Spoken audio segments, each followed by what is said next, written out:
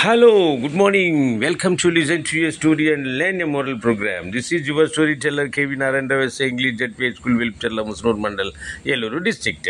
Today's story is The Queen of Flowers. Okay, the Queen of Flowers disguised herself as a common woman and visited a kingdom for a flower festival.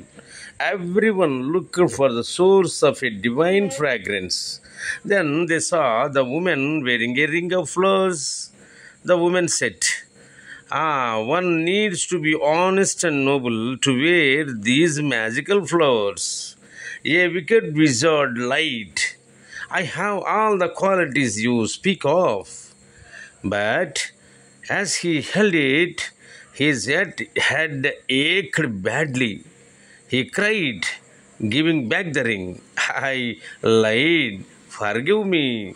The woman returned to heaven, saying, change your wicked ways now. Okay, the moral is liars are always caught. Liars are always caught. Okay, ఈ కథ తెలుగులో కూడా ఒకసారి విని అర్థం చేసుకోండి. ఒకనొకప్పుడు ఈ పువ్వులకు చెందినటువంటి దేవత మారువేషంలో ఒక సాధారణమైన స్త్రీలాగా భూమి మీదకి వచ్చింది. వచ్చి ఒక పువ్వుల పండగ జరుగుతుంటే ఆ పండగలో పాల్గొందామని వచ్చి చూసింది. అయితే అక్కడ ఉన్న వాళ్ళందరూ కూడా ఒక అద్భుతమైనటువంటి సువాసన ఏదైనా వస్తుందని చాలా సంతోషంగా ఉన్నారు. అందులో ఈ స్త్రీ ఆ చేతులకి రకరకాల అద్భుతమైన పూలని పెట్టుకుని కనిపించేసరికి అడిగారు. సరే, ఆ స్త్రీ అంది కదా, ఈ పూలను ఎవరైనా పెట్టుకోవాలి అంటే వాళ్ళు చాలా నిజాయితీపరుడు, ఎంతో గౌరవపూర్వకమైనటువంటి వాళ్ళు అయితేనే ఇది పెట్టుకోగలరు, మరి ఎవరన్నా మీలో ఉన్నారా అని అడిగితే ఒక ఈ మంత్రగాడు ఏం చేశాడంటే, నేనున్నాను, ఆ లక్షణాలన్నీ నాకు ఉన్నాయి, నేను చాలా గొప్పవాడిని అని చెప్తాడు. దాంతో ఆమె ఆ పూల చెండుని తన చేతికి పెట్టింది. దాంతో అతనికి వెంటనే భయంకరమైన తలపోటు వచ్చేసి తలంతా నొప్పి వచ్చేసింది.